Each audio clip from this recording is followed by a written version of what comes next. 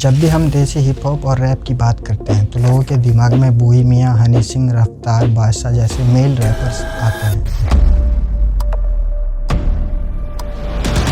आपने Emiway, Krishna, MC stand ऐसे कितने ही मेल रैपर्स का नाम सुना होगा, पर यहाँ पर एक सवाल आता है कि फीमेल रैपर्स का क्या आप बता सकते हैं कि इंडिया की टॉप फीमेल रैपर्स कौन हैं? शायद से नहीं, क्योंकि इंडस्ट्री में आज तक किसी भी फीमेल रैपर्स को उस लेवल का दर्जा और सम्मान नहीं दिया गया जो एक मेल रैपर्स को दिया जाता है। आखिर ऐसा क्यों? क्या कोई फीमेल रैपर इंडस्ट्री में है ही नहीं, या फिर उसको इंडस्ट्री के बड़े रैपर्स दबाने की कोशिश करते हैं? बात करें इंडिया के फर्स्ट फीमेल रैपर की तो उनका पहला सॉन्ग 2007 में ही आ गया था। हनी सिंह का खड़के गिलासी सॉन्ग के ठीक 1 साल बाद उनका सॉन्ग आ गया था, मगर इनको रैप म्यूज़िक में वो लेवल नहीं मिला जो उस टाइम के सारे मेल रैपर्स को आज के टाइम में मिल चुका है। आइए जानते हैं इंडिया के कुछ बेस्ट फीमेल रैपर्स के बारे में जिन्होंने हिप हॉप म्यूज़िक को इंटरनेशनल लेवल पे लेके गई हैं, मगर इंडिया के रैप सीन में बहुत ही कम लोग इन्हें जानते हैं। आज के टाइम में रैप कल्चर की बात की जाए तो डिवाइन, एमिवे, रफ्तार और कृष्णा जैसे नाम सबके जुबान पर होते हैं, पर यहाँ पर एक सवाल आता है कि फीमेल रैपर्स का क्या कभी किसी लड़की को इंडिया के हिप हॉप में वो दर्जा मिला है जो एक मेल रैपर्स को दिया जाता है? आज हम बात करेंगे ऐसे सच की जो मेन स्ट्रीम मीडिया आपको कभी नहीं बताएगी।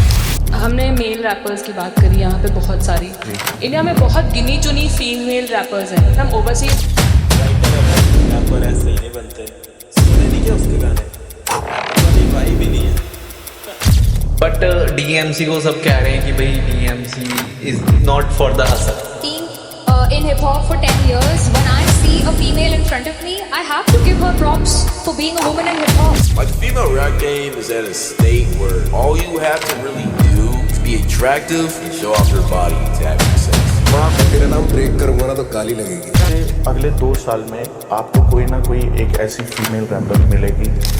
इंडिया में फीमेल रैपर्स 2010 के बाद एक्सप्लोड हुए, लेकिन इनका रैप का स्ट्रगल उससे कई साल पहले ही शुरू हो चुका था। आज के टाइम में हम देखें देसी हिप हॉप को तो देसी हिप हॉप इंडस्ट्री एक बॉयज क्लब की तरह बन चुकी है। जब भी एक न्यू मेल रैपर्स आता है तो मेन स्ट्रीम ऑडियंस उसको बहुत जल्द एक्सेप्ट कर लेती है, पर फीमेल रैपर्स को यहाँ पर बहुत ज़्यादा स्ट्रगल करना पड़ता है। जहाँ एक मेल रैपर्स आके अपने गाने में गाली दे, लोगों का मजाक उड़ाए, नशा को प्रमोट करे तो वो चलता है, लेकिन अगर कोई लड़की यही चीज़ करे तो लोग सवाल उठाने लग जाते हैं कि ये एक ऐसी लड़की है, एक लड़की को ये सब शोभा नहीं देता, लड़की गाना नहीं गा सकती वगैरह वगैरह। पर इन सब के बाद भी, इतना स्ट्रगल के बाद भी कुछ फीमेल आर्टिस्टों ने इंडस्ट्री में अच्छा खासा नाम बनाया है। करण कौर ढिल्लो, इनका स्टेज नेम हार्डकोर है। ये इंडिया की first mainstream female rapper हैं। साल 2007 में इन्होंने अपना पहला सॉन्ग ड्रॉप आउट किया जिसका नाम था एक गिलासी।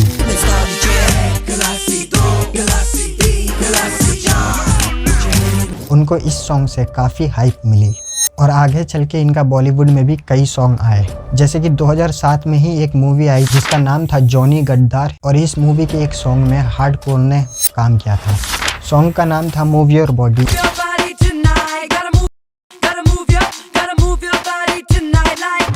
लेकिन बॉलीवुड में सॉन्ग आने के बाद भी, इंडिपेंडेंट म्यूजिक में सक्सेस पाने के बाद भी उनको इंडस्ट्री ने एक्सेप्ट नहीं किया। बॉलीवुड ने यूज़ तो किया पर सपोर्ट नहीं किया। जब हार्डकोर की डिमांड ख़त्म हो गई तो उन्हें पूरी तरीके से इग्नोर कर दिया गया। उनके पॉलिटिकल विचार और कमेंट की वजह से, सरकार को लेके बातों की वजह से उन्हें इंडिया में बैन कर दिया गया। उनके ऊपर कई केसेस हुए और बॉलीवुड ने आगे चल के उन्हें बाइकआउट भी कर दिया। Rapper and singer Hardcore has landed herself in a big controversy once again. Now Hardcore has come out in support of Sikhs for Justice, a banned pro-Khalistani outfit. आज के टाइम में भी हार्डकोर कंट्रोवर्सी में आती जाती रहती है। साल 2011 में एक मूवी आई थी जिसका नाम था फालतू। आई एम श्योर आपने इस मूवी का ये सॉन्ग ज़रूर सुना होगा जिसका नाम है 4 बज गए हैं।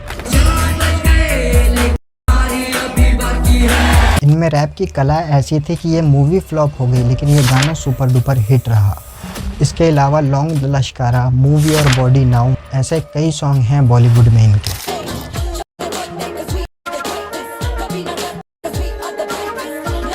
अब ऐसा भी नहीं है कि इंडिया में फीमेल रैपर्स नहीं हैं या फिर सिर्फ हार्डकोर ही थी, बल्कि ऐसे ढेरों फीमेल रैपर्स हैं DMC मुंबई की एक अंडरग्राउंड रैपर है जो वुमन एम्पावरमेंट और लाइफ स्ट्रगल पे लिखती है। बाल है काम से ज्यादा नाम है इसमें पहचान। XC एक MTV हसल कंटेस्टेंट जो अपनी एग्रेसिव रैप स्टाइल और पंजाबी हिंदी मिक्स फ्लो के लिए फेमस है। श्री नारायण साउथ की एक ज़बरदस्त फीमेल रैपर जिन्होंने तमिल और इंग्लिश रैप को एक नया लुक दिया है। MC मनमीत कौर जिनका रिलिक्स एक आर्ट फॉर्म की तरह ट्रीट किया जाता है। प्रीचिया तमिल की एक बेस्ट फीमेल रैपर्स में से एक है जो अपने रैप स्टाइल में स्टोरी टेलिंग के लिए फेमस है।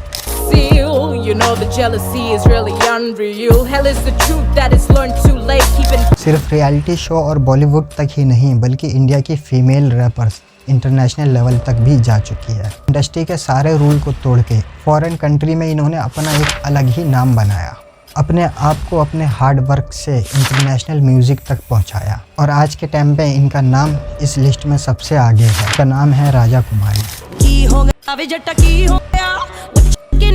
राजा कुमारी को इंडियन हिप हॉप में तब एक्सेप्ट किया गया जब वो USA में पहले से ही अपना नाम बना चुकी थी। इन्होंने इंग्लिश सॉन्ग ही नहीं बल्कि जर्मनी के भी कुछ सॉन्ग लिखे हैं और जो DHH को बहुत पहले से फॉलो करते हैं उनको पता होगा साल 2017 में डिवाइन ने इनके साथ कोलैब भी किया था।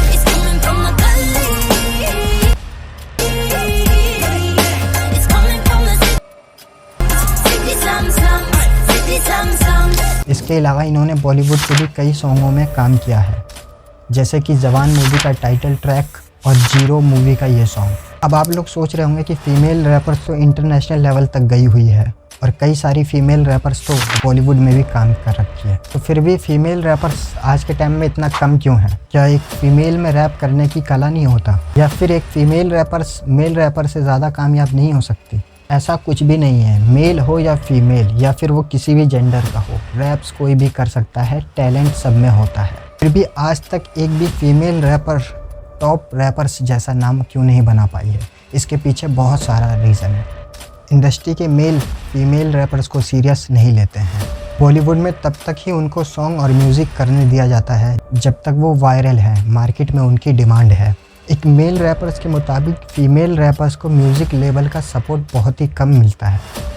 इस चीज़ को आपने कई जगह खुद ही नोटिस किया होगा, जहां DHH में हज़ारों ट्रैक आपको मिल जाएंगे जिसमें सिर्फ मेल ही गा रहा है, मगर कुछ गिने चुने ही ट्रैक हैं जिसमें सिर्फ फीमेल हो। तो कभी उनकी म्यूज़िक में ज़बरदस्ती किसी मेल आर्टिस्ट को घुसा दिया जाता है या फिर म्यूज़िक लेबल उसे खरीदती ही नहीं है। इसके बाद जो बची खुची चीज़ है वो DHH की ऑडियंस पूरा कर देती है।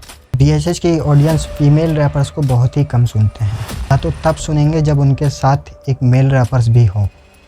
इंडस्ट्री में एक रैपर सिर्फ अपने कला से ही सर्वाइव नहीं कर सकता, बल्कि रैपर्स को इंडस्ट्री के रूल भी मानना पड़ता है।